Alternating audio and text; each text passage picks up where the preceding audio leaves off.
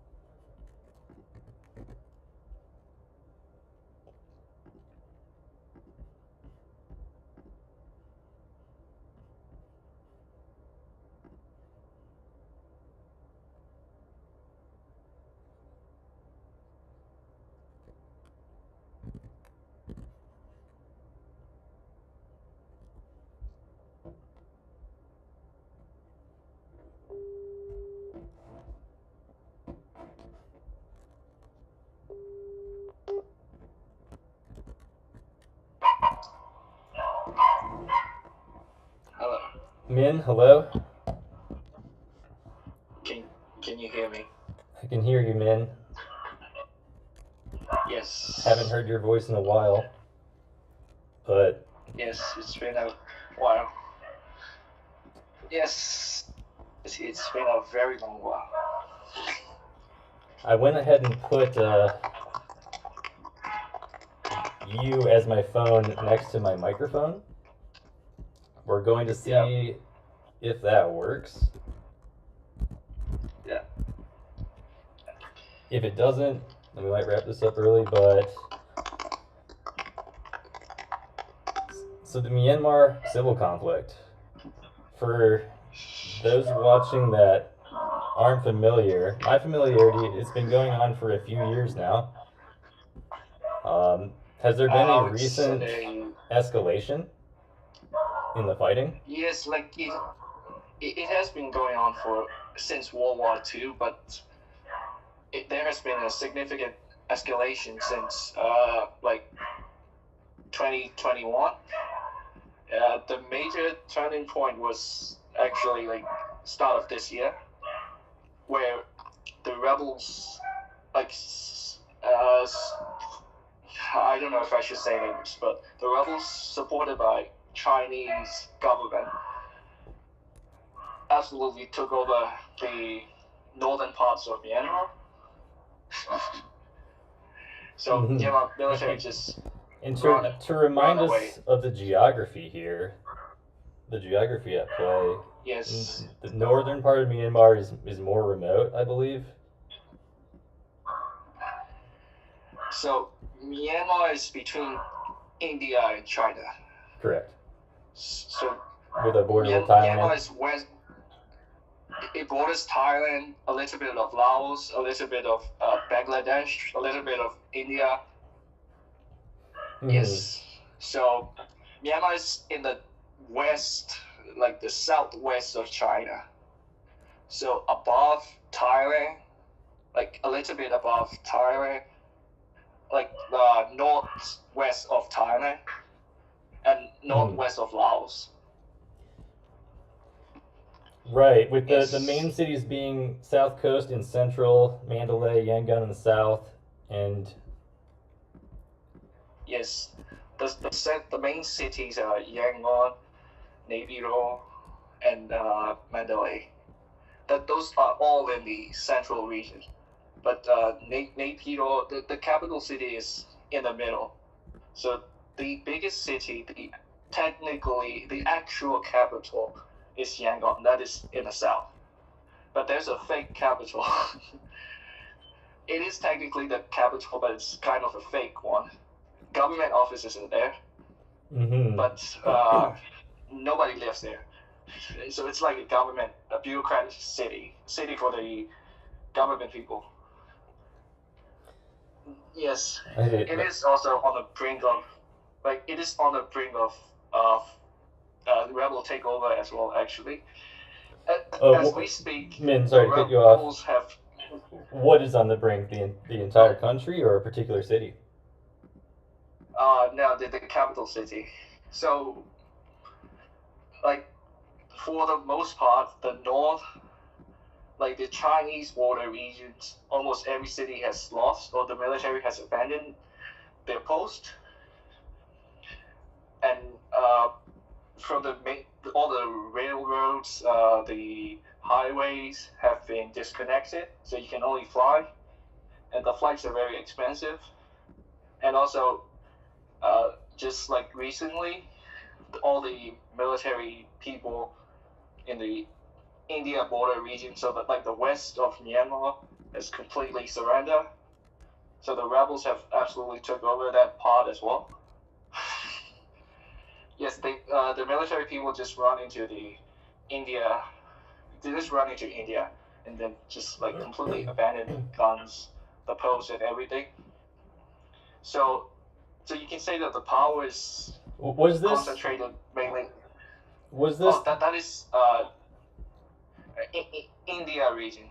The India.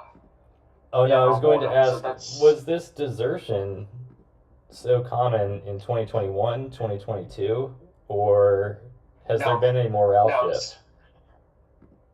There has been a morale decline. Yes, it is not common. Actually, this is the first time ever the military has lost this much. Actually, before, the rebels were never successful in taking over any city.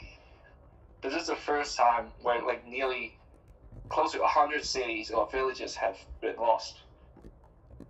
Like really important ones, like the Shan state. This is like the China border states, where it's very important for the trade routes. It has been lost. The trade routes between Myanmar and Thailand, it has been lost as well. So, if you don't know, like I think I should clarify even more. Yeah. So, while you gather stuff for a second, I want to do an audio check. While we're still early in this, I haven't really done that. I'm gonna mute myself, and you can mute yourself for a second. Yeah.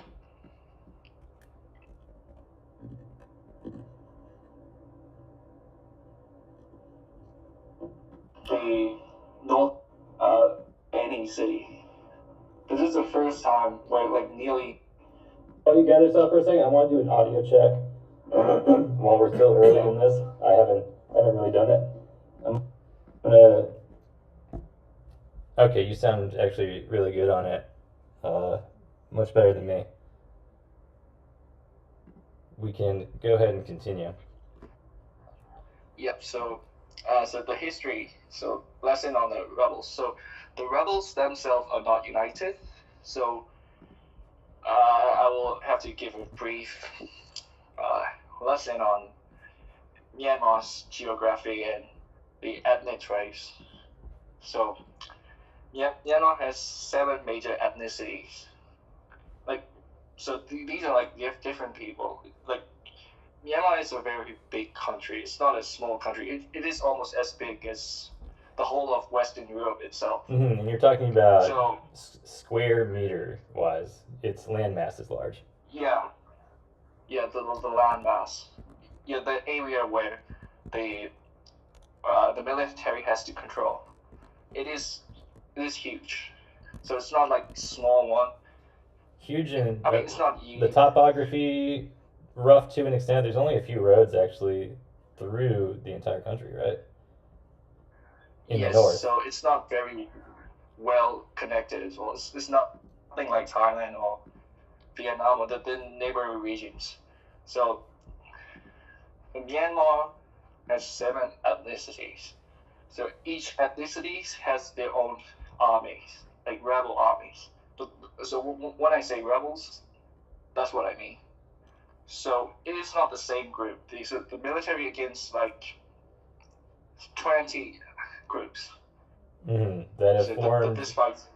a coalition. So the military is, yeah, not No? really. No? They're not Okay. forming a group. Like, yes, they're united by the fact that they hate the central government. That is true. But they're still fighting between themselves as well. Because it's a very warlord mentality.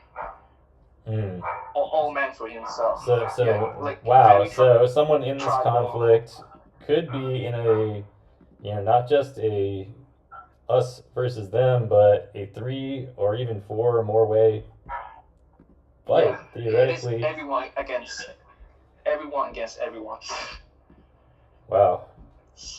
That. So Mad Max style. Yes. So that's why the military lost so much, because it has stretched too thin on multiple fronts, and the roads are very bad.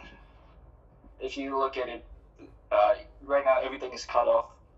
Like the bridge has been demolished by the rebels, the major bridges, and everything else, it's complete chaos. Even before, when things were good, the transportation was never that good.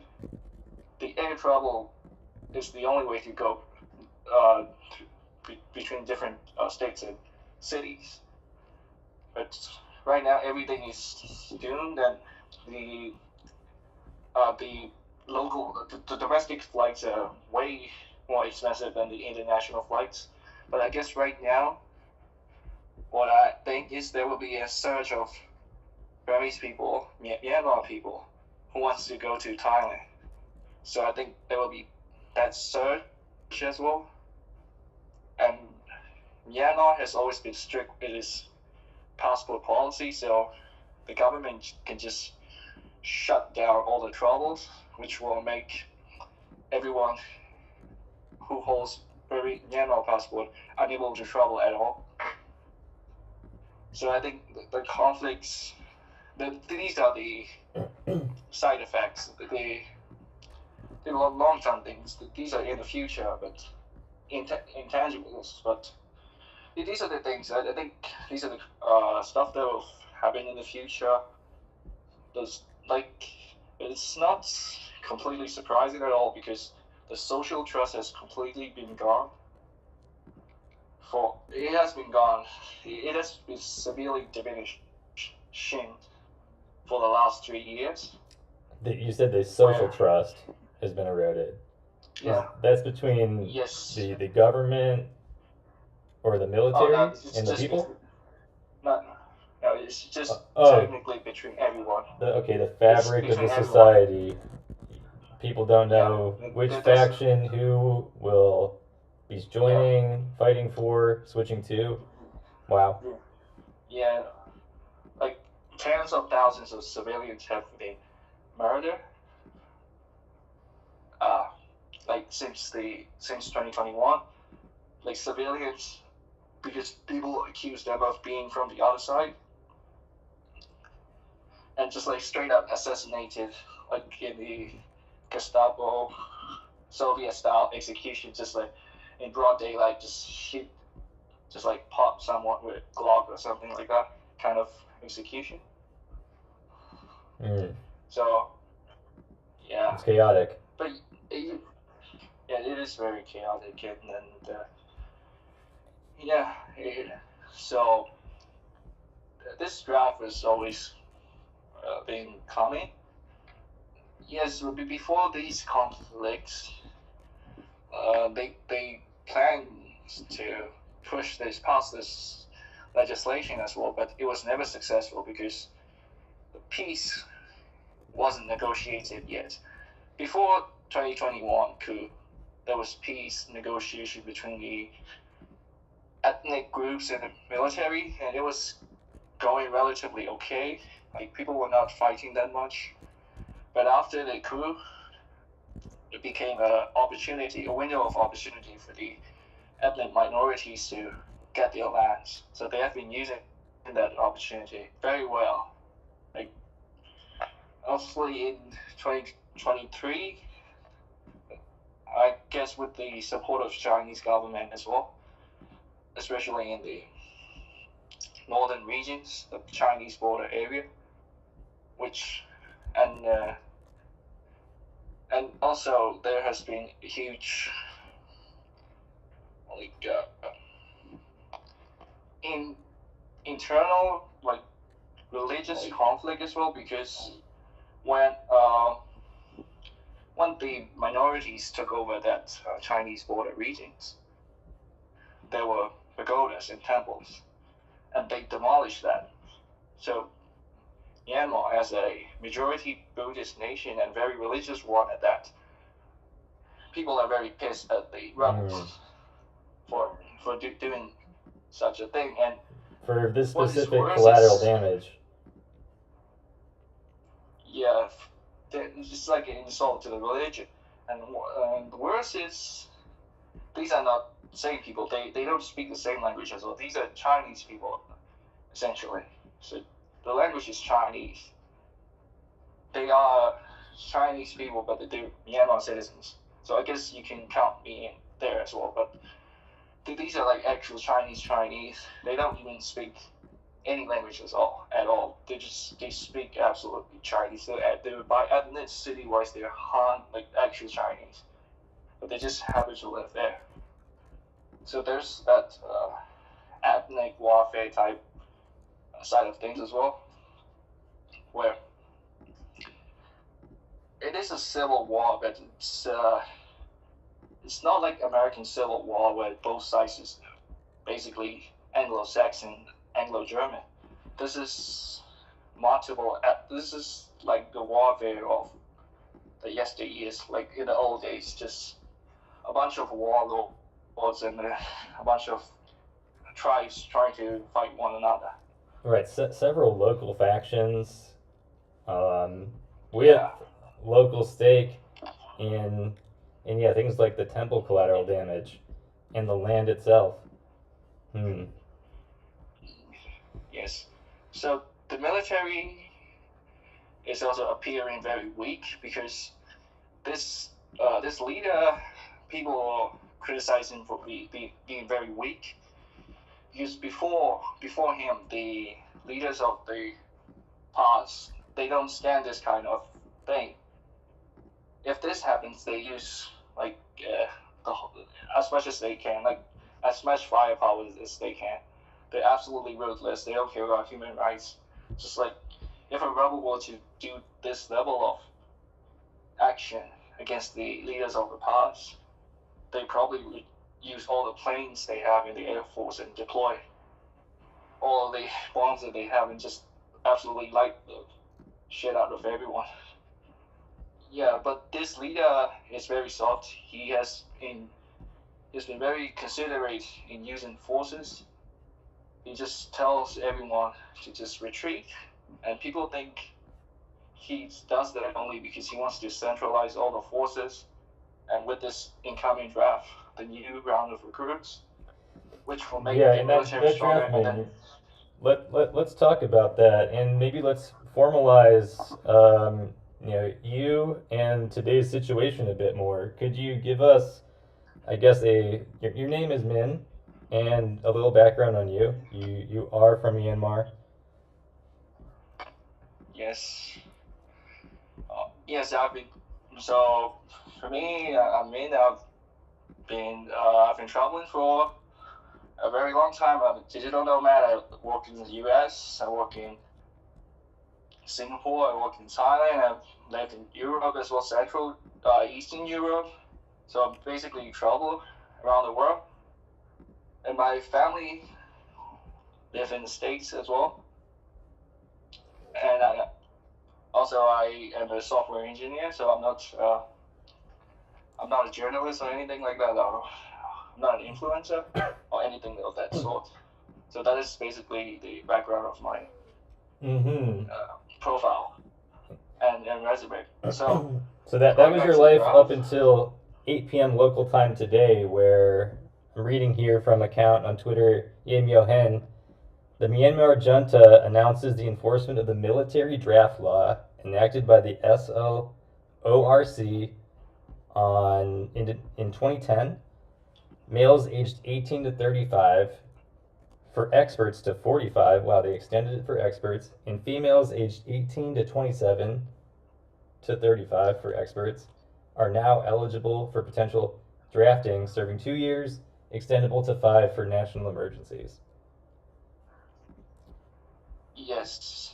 And those failing to report could face up to 3 years in prison, a fine, or both. And that is jarring, scary news to wake up to. Before this, maybe you could share what you were telling me about Myanmar style drafting.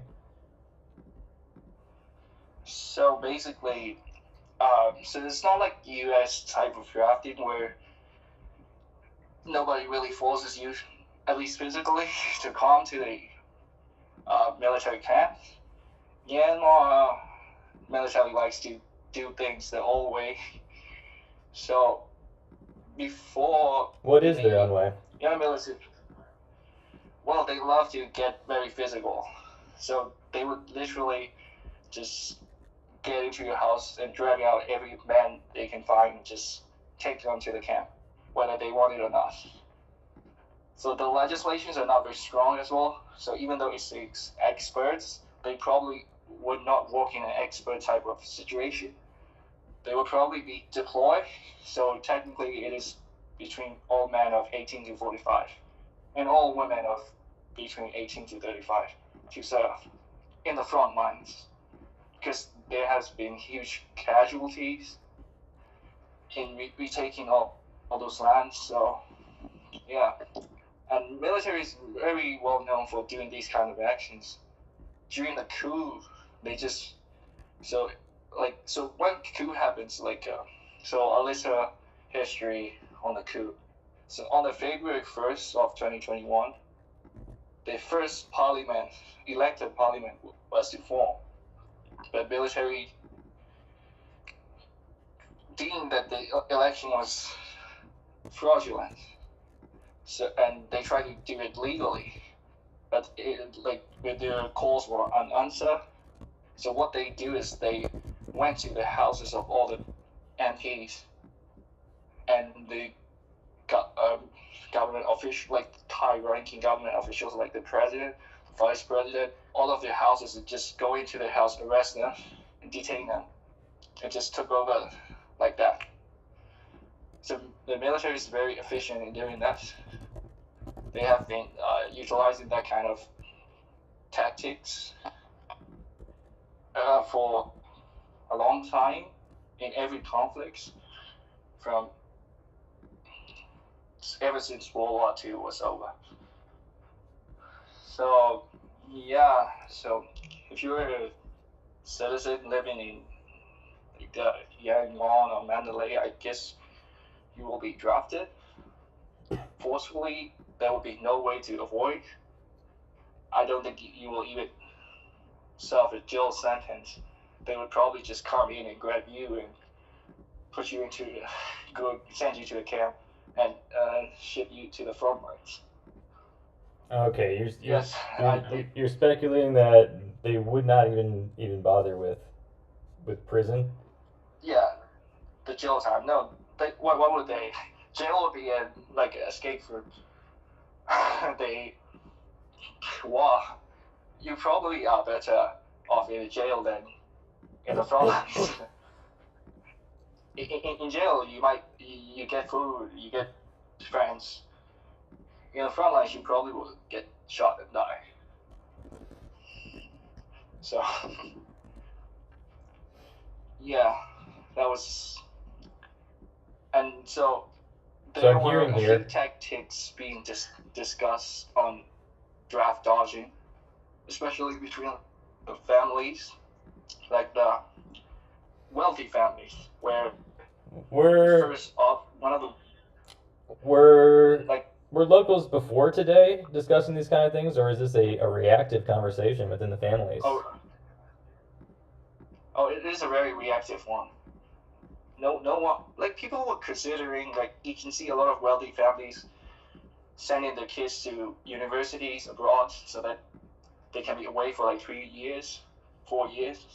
But today is very, very reactive. Because my mom got a call from her friend where my mom's friend suggested that they fake a marriage contract between her daughter and me so that we can both escape from this draft. But it only works, but the marriage things only works with a female, so all the men will be shipped off, actually. Unless there are some nuances to this law, like you can be a monk, you can be a student, you won't be shipped off, or if your parents are over 90, you won't be shipped off. If you're a government employee, you won't be shipped off. But other than that, every man will have to fight. So I can see that there will be a significant rise in the prices of the plane tickets leaving Myanmar, the international plane tickets. Because I think the wealthy family works. If people are going to up the demand to escape this draft. Yes, they probably will go to Thailand and buy condos and live there, the whole family. This is a very dire situation. So what you can see is there's a hint of classism as well, where the rich will escape but the poor will be shipped off and die in the front line. Similar to what we've seen in the United States past drafts, although we have not experienced one for several decades. Yes, that's... so no exception here on that front. I guess going back to, I mean, the sheer casualties, the loss in the defensive efforts, what kind of munitions and, I guess, tools of war are being encountered? Are people just engaging in potshot guerrilla warfare with AKs from secret positions and improvised explosive devices, or what's being brought to bear in these battles, in these encounters? So the military pretty much uses the traditional warfare weaponry, very similar to the Russian military, because they basically use the same equipment, because Myanmar military buys from the Russian military. So yes, of course, a lot of AKs, probably M16 would be utilized, but not an AK-47, but I think more like AK-74, and a lot of MPs, and a lot of, what do we hear? I don't think there's an... Oh, sorry, man. I guess I didn't mean to get too specific on the actual handheld firearms. Yeah, I was wondering if, is artillery in the mix? Is there an air superiority situation, or is it chaotic in the skies as well? The skies, so the military has full domination over the skies. That is true. Mm-hmm. So the skies are unchallenged. Good. Like military owns the whole country. The skies are unchallenged, except for sometimes when the Chinese-backed rebels will have technologies we can jam the signals and cause some helicopters, Black Hawks, to crash. But that is very rare. That is very rare, but for the fighter jets, it has never been crashed. So, but the main problem is the Myanmar military is consisted of very uneducated class and very low IQ. The soldiers are very low IQ as well. It's not a very popular destination to go to. Is it like relatively smart people? Like there's no IQ limit like in the US. No, military is consisted of basically dumb idiots. so they don't. Most of the time, they don't know what they're doing. I mean, the Air Force is way better, but the Army people sometimes don't know what to do, like where to bomb. So there are instances where the military aircraft just bomb themselves because the coordination is wrong, the ground staff is crap, or the soldiers are too old. Yes, there's a problem with old soldiers as well. So military is a very unpopular destination to go to. So you only go to military if you want a relatively easy, smooth life. So you would get food, you would get a place to live, you would get a monthly salary. So that's like basically a pension house. So military is not full of very heroic people like we would normally associate with in the U.S. It's basically very, very, very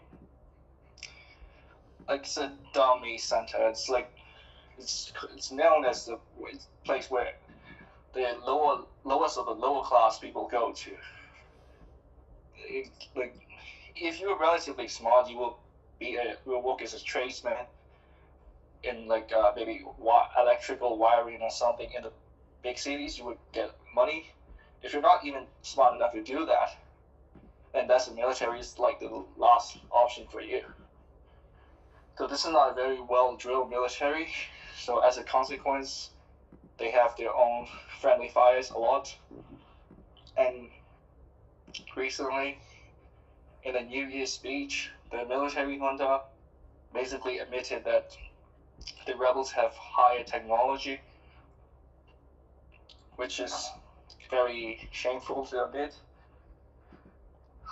Yes, the rebels were basically using Interesting. just Then, grounds. okay, so it sounds like your general commentary there was that the citizens of the country, uh, it's the undertraining of the armed forces is palpable in various situations and is compromising trust.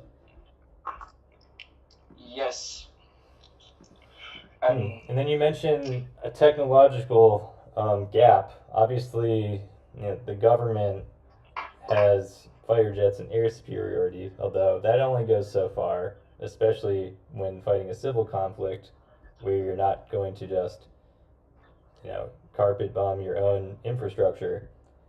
Is the technological gap being seen on the ground, in the communications, in the tactics?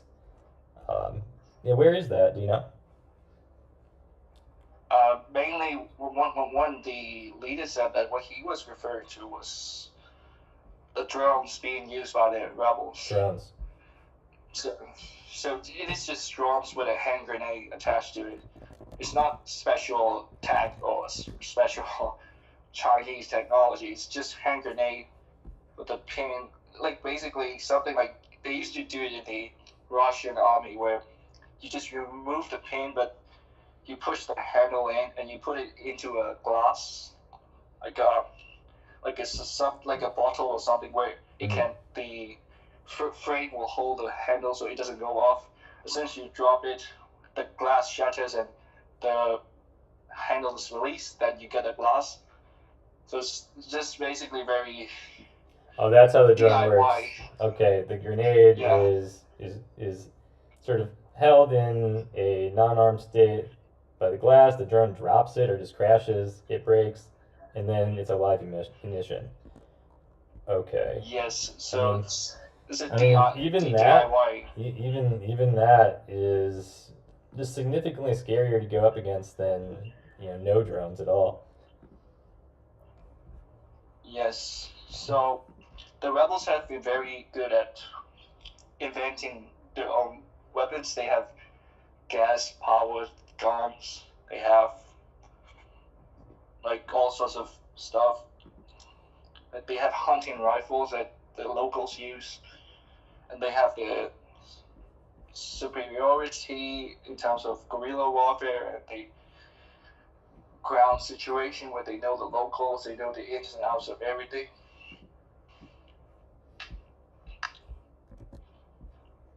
So, yeah, the rebels have tactical superiority in that way. Yeah, but it's not a large gap. Most of the losses come because the military just abandon everything and just leave.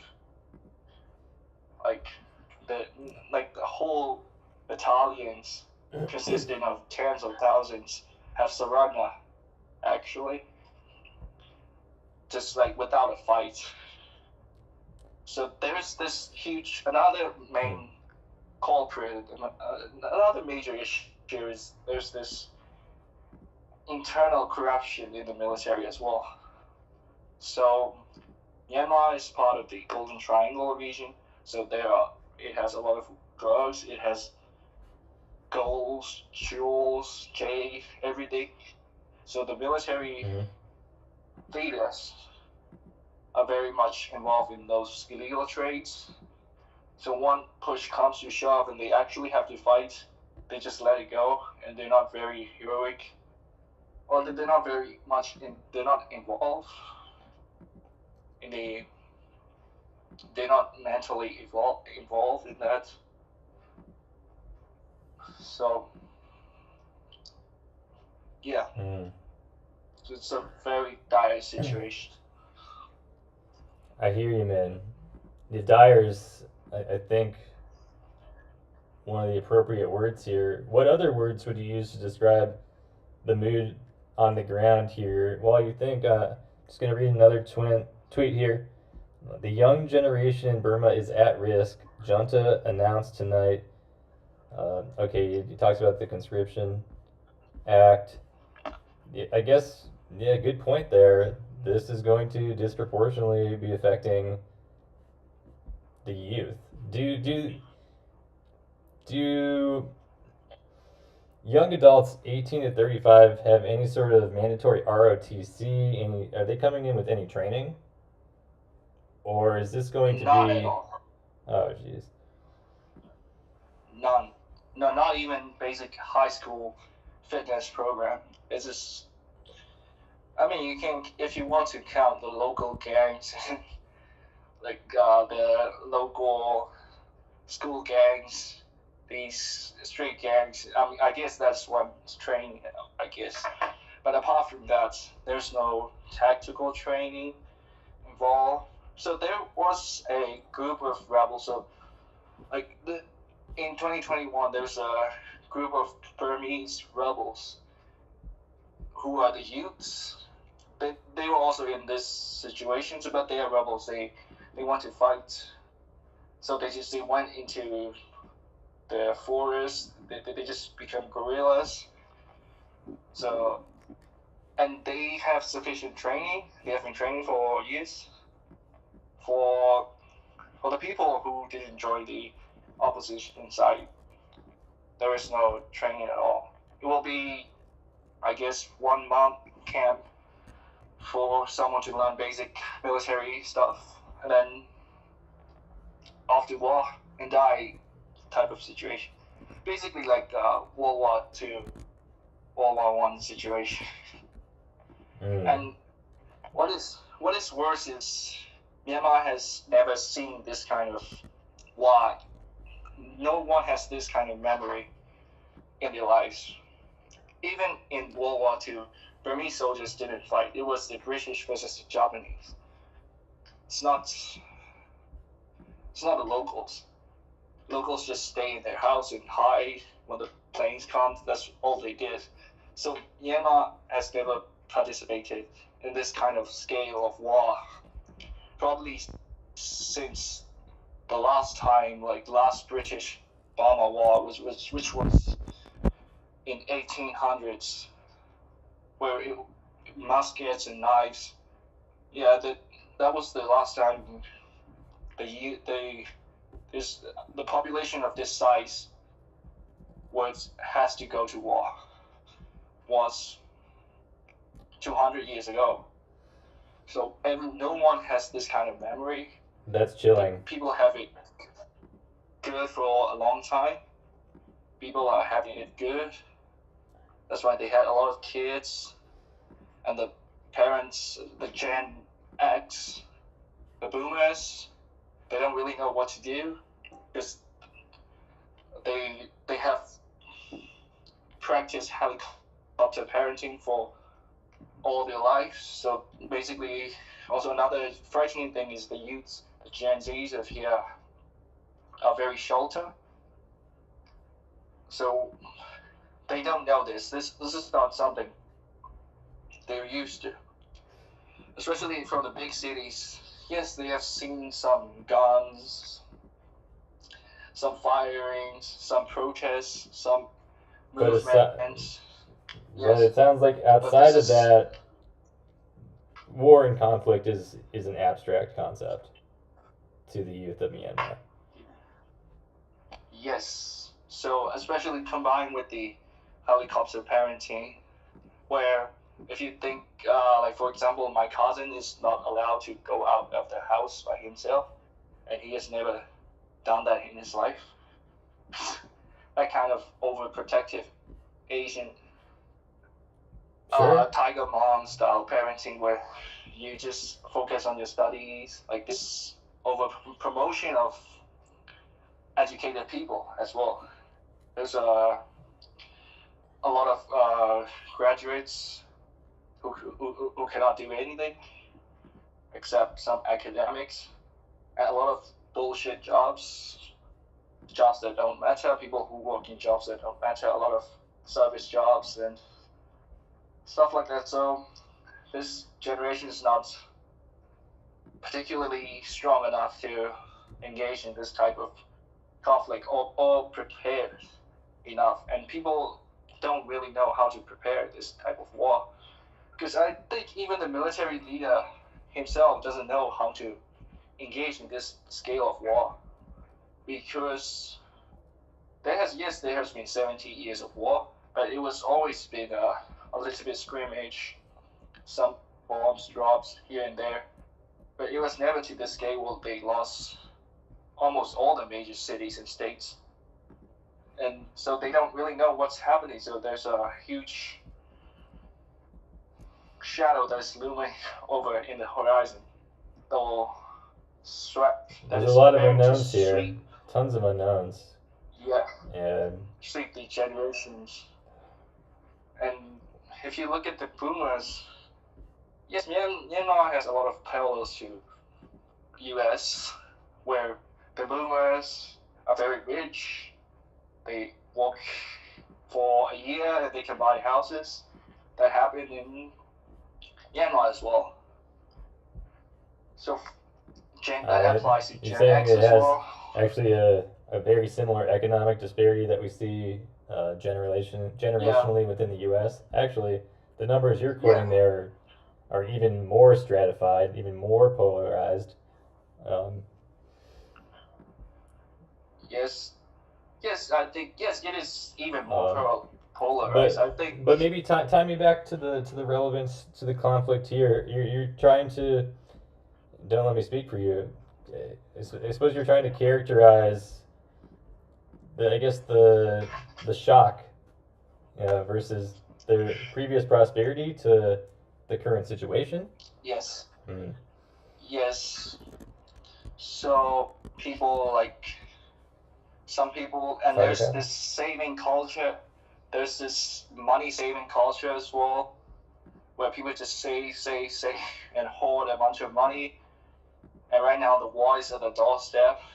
They didn't spend it enough, so there's no activity to spend the cash on. Like, they have money, but they don't really know what to do about their safety. They cannot run. They're basically blocked in. The international travels probably will shut off. I want to ask a slightly related question. Has Myanmar had its own version of a lie flat movement, like we've seen out of China? Like what movement? Like it describes the youth. They see it as so economically hopeless to even try that they lie flat. They hop on either live with their family and just get paid from that, or hop on social benefits. I don't believe those exist within Myanmar much, but they generally shrink down their economic impact and consumption. I don't think it's as big as Chinese skills, but Myanmar never really had a Duma because, like, if you look at the rebels that joined, that went into guerrilla in 2021, that's a very significant population of the youth who, like, they have hope. This civil war, in a weird way, is giving them hope that if this ends, their prosperity will come. So people are not doomer. Like in China, there's a direction, and their direction is to kill and absolutely annihilate the opposition. So this is a that is distinct. full-blown civil war. And I guess another thing is the youths are not very smart.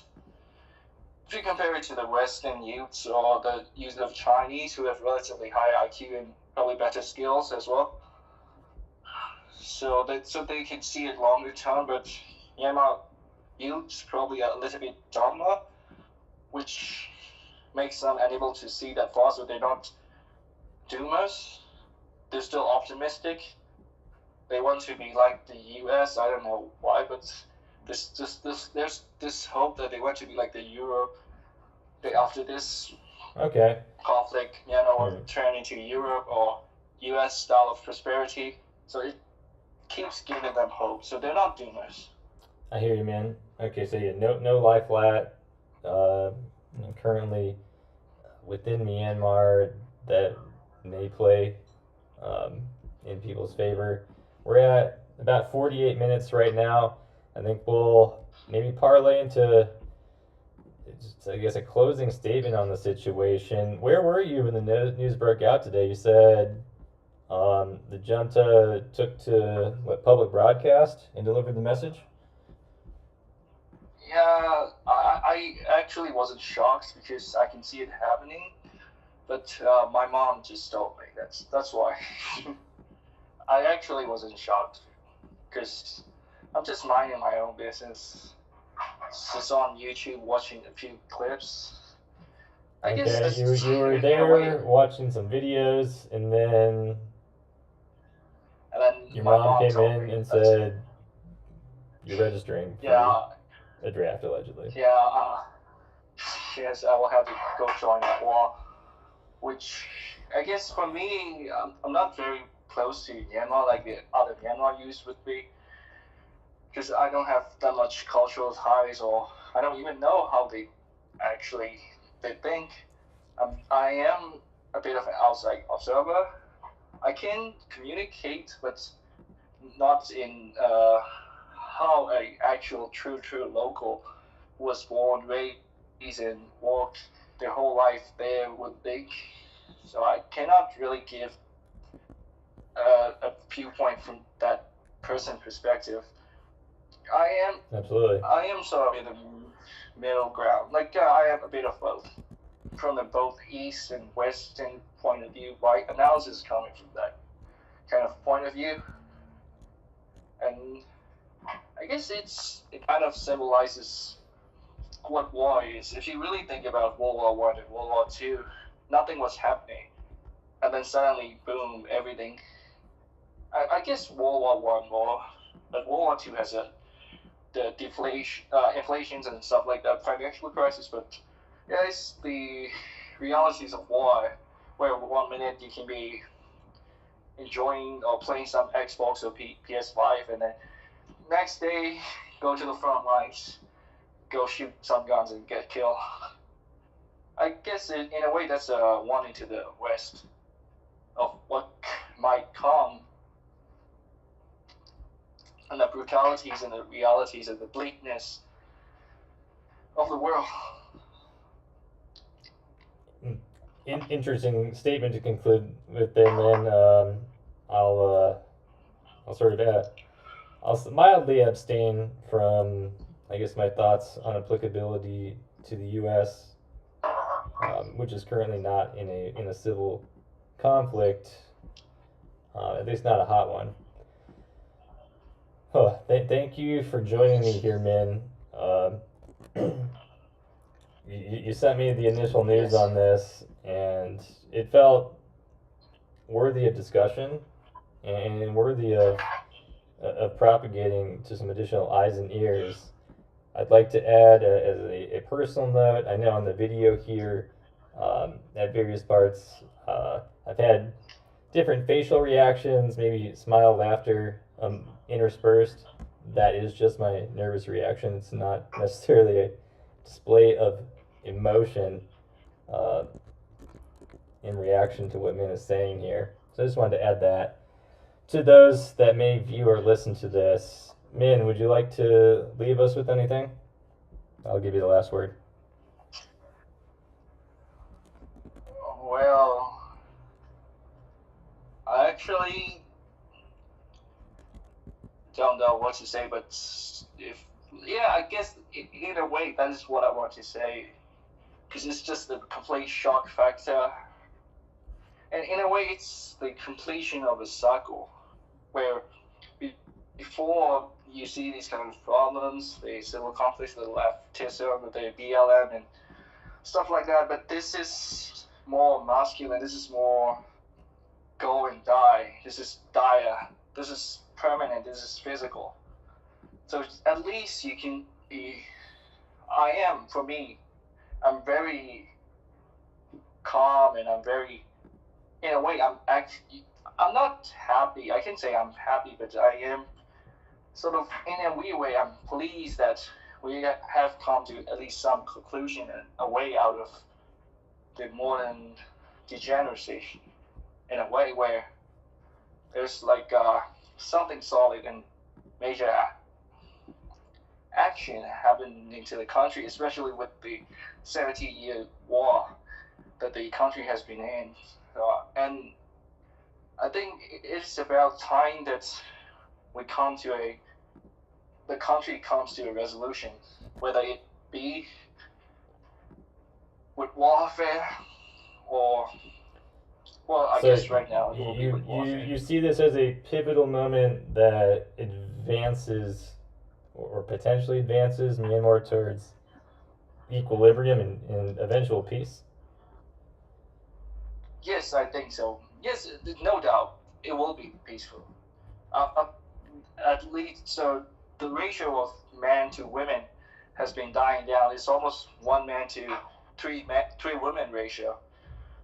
So there will be peace, like, regardless. There won't be any people anymore.